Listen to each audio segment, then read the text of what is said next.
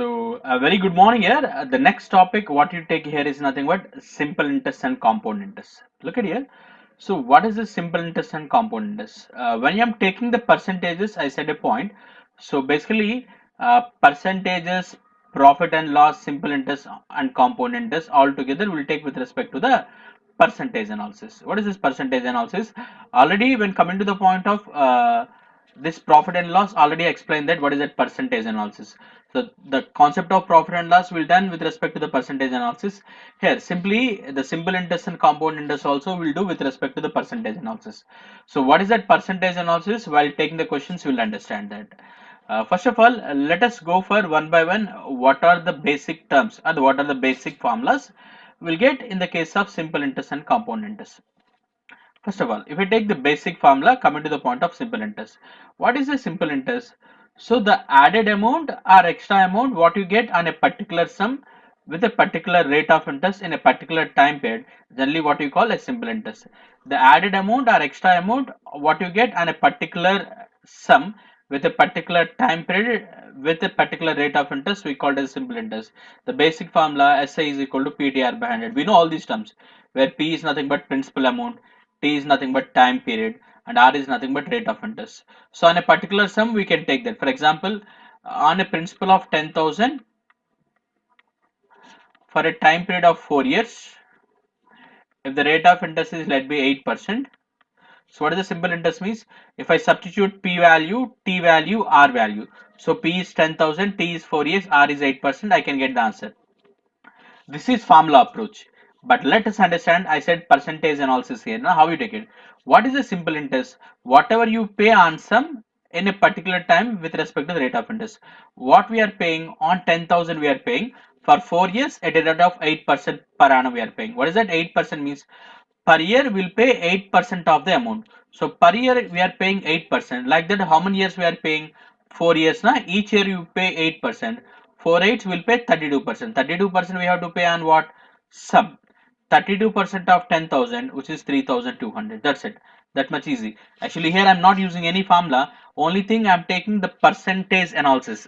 So simply this is called a percentage analysis means like that. Directly I don't use any formula here. So what I do is nothing but I'll take the point like, so what we are paying, how much we are paying, 8% per annum we are paying. Like that, how many years we are paying? 4 years. 4 years, each year 8% means 4 8 32% we pay. The 32% we are paying on what? 10,000. So 32% on 10,000 is 3,200. Like that, how you paid. So like that, you can take any case here. So when you're taking that cases, for example, on 10,000, for 6 years, if I ask you at a rate of 8% per annum, how you take it? 8% per annum, 6 years, 6 eights are 48% will pay. 6 eights are 48% will pay, like that. Generally, the same thing will take in the form of months also. When you're taking simple interest, generally will take in the form of months also. Yeah, how you take it? For example, on 5,000 for 3 years, 6 months at a rate of 8% per annum, what you pay if I ask you? Look at 3 years, 6 months you have to pay. On 5,000 you have to pay at a rate of 8%.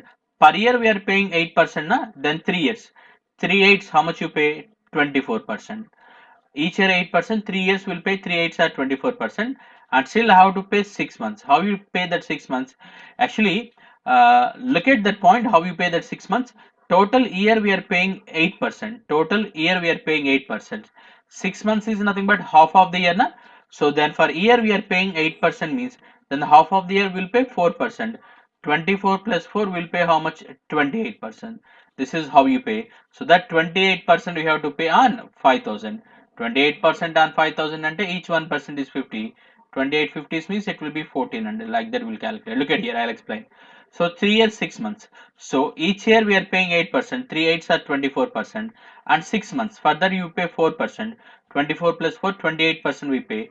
28% on 5,000, we take it as a 1400, like that. So basically this is called percentage analysis, how you take it. Clear now? So in the case of simple interest, directly we don't use PTR by 100 here. So we'll take a percentage analysis like that. So that is nothing but percentage analysis. Similarly, understand the next point. What you get into the next term here is nothing but compound interest. We know here also the basic formula. the total sum a is equal to p into 1 plus r by 100 whole power n. So where a is nothing but what you call the total amount, the compounded amount, which means the principal amount value plus compound interest value, which means principal amount value, compound interest value, 1 plus r by 100 whole power n, where r is the rate of interest, n is number of years if it is compounded annually. Otherwise, if it is not compounded annually, we'll change rate of interest and number of years as per the time cycle, whatever it is. Clear? So if it is compounded yearly, we can write 1 plus r by 100 whole power n, where n is nothing but number of years if it is compounded annually. Otherwise, if it is not compounded annually, we will take it as a number of time slots, depend upon whatever it is compounded, half month, 6 months or 3 months, like that, whatever it is. So simply we can understand like otherwise number of time slots depend upon however the rate of interest is baked. Clear? So this is the basic formula. But here also we don't take the formula here. Here also I'll go for compound interest with respect to the percentage analysis. First of all, what is that percentage analysis means? Understand the point here. So how we take the percentage analysis here? What is a compound interest? First understand that point. Compound interest. That means we are compounding the interest. That means we are making interest upon interest. That means, for example, on 100, if you go for at a rate of 10% per annum, how you take the compound interest? Basically, on 100, if you take a 10% per annum, we'll get 100 on 10, it will be 10, which will be 110. This is how you take it. If you go for one more time, the next time we'll take it on 110. Next time we'll take it on 110, like that. So we'll go for one time interest upon interest, like that. If you take in the form of cycles, that is called a compound interest. Clear? So I'll take it with an example here, we'll get a clarity on that. Let's take some example how to take the relation between simple interest and compound interest. That means how these two vary. I'll take a small example. Let's understand. On 100, at a rate of 10% per annum, on 100 at a rate of 10% per annum, I'll take simple interest as well as I'll take compound interest. Understand both the cases. If you go for simple interest, at a rate of 10% per annum on 100, how much I'll get? 10, which will be 110. Again, if you go for next year, again 10% will take it on, again 100, it will be 10. 110 plus 10, it will be 120. Again, if you go for next year, 120 plus 10, 130. Like that, it will go. It is in the case of simple interest. Every year, the interest will be added with respect to the principal. 10% on 10. So it will be 10 every year, it will be added. So 110, 120, 130, 140. 150, like that. Every year it will be added same amount of interest in the case of simple interest. Now coming to the point of compound interest, how it will be done on same 100. If you go for 100, if you take at a rate of 10% on 100, now 10% on 100 will be what? 10. Now it will become 110. Now this is the amount what you get after the first year. This is the amount what you get after the first year. Now here also will get the same year. So whatever you get after the first year, whatever you get after the first year, in both the cases same. But when you go for the second year, in the case of compound interest, now the 10% will take it on 110. But here the 10% will take it on 100 in the case of simple interest. In the case of compound interest, 10% I will take it on 110. 10% on 110 is what? 10% on 110 is 11.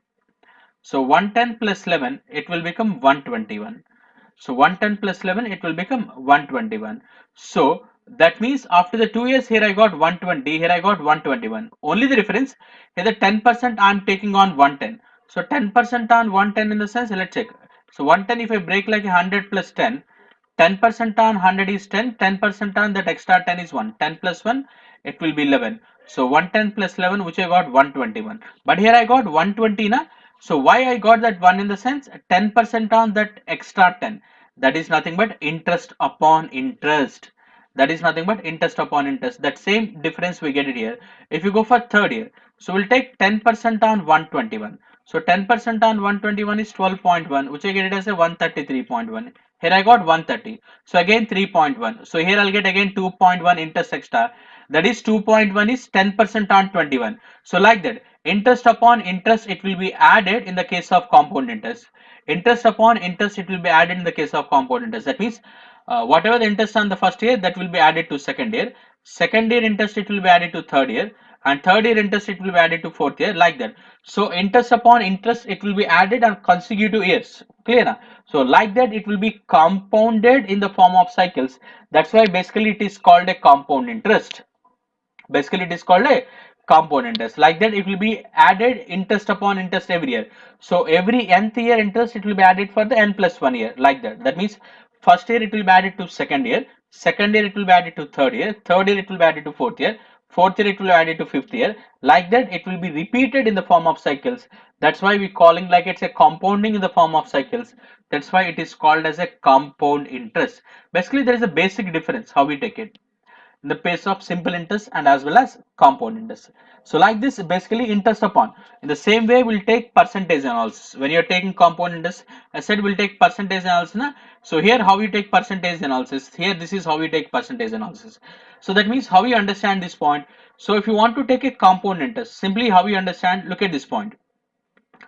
If you want to take compound interest, what I said, on 100 we are taking 10, on 110 again we are taking 10. Like that, we are continuously changing the values. On 100 we are taking 10% on that we are getting 10, which is 110, and again we are getting 10% on that. 10% on 110 is 11, which you get 121, and again we are taking 10% on that, which will be 12.1. Like that we are taking, that means interest upon interest. So it's like a continuous percentage changes, na? So here we are taking a percentage change, again we are taking a percentage change, like that. So if it is a compound interest for 2 years, we'll take 2 continuous percentage changes. If it is compound interest for 3 years, we'll take 3 continuous percentage changes. If it is compound interest for 4 years, we'll take 4 continuous percentage changes. Like that, how you take the percentage changes. And look at, so for the percentage changes, we have discussed a formula in the starting. So what is that? When I'm taking the percentage, I said 1 point. If there are 2 continuous percentage changes, the formula is A plus B plus AB by 100. For the continuous percentage changes, generally how we take the formula here, look at here. A and B, generally for the two continuous percentage changes, the formula is A plus B plus AB by 100. But here both A and B are the same. Actually, that is rate of interest. The same formula, look at how I write here is nothing but, so rate of interest for the first year is also R, next year also R. Now for the two continuous percentage changes, how we write the formula? R plus R square by 100. A plus B na, so A into B is nothing but R into R. So the compound interest for 2 years means how we write R plus R square by 100. That is how we write 2R plus R square by 100. Clear? If it is a simple interest, every year R, first year R, second year R. So for 2 years it will be 2R in the case of simple interest. In the case of compound interest, 2R plus R square by 100. So 2 years means every year R, 2R, 3R, like that it will go. But in the case of compound interest, R plus R square by 100, like that it will changes. Clear? 2R plus R square by 100. So simple interest is 2R, compound interest is 2R plus R square by 100. So difference between these two is nothing but R square by 100, generally for the 2 years. Clear? So coming to the point of when you're taking the differences in between the simple interest and compound interest. Look at, if you go for the differences. So how you take the differences in between simple interest and compound interest? Generally, when you go for difference between simple interest and compound interest and a particular sum, that means particular sum if you take P. So generally after first year, so whatever you get simple interest, whatever you get compound interest, basically both are same. Whatever you get simple interest, whatever you get compound interest, both are same. But if you go for 2 years, there will be difference. Now I said here I'll get 2R, here I'll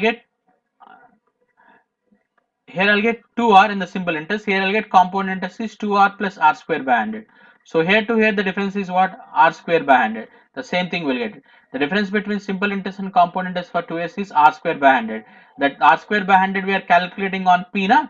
So R square by 100 percentage on P, which you write the formula as PR square by 100 square. So simply how you remember the formula?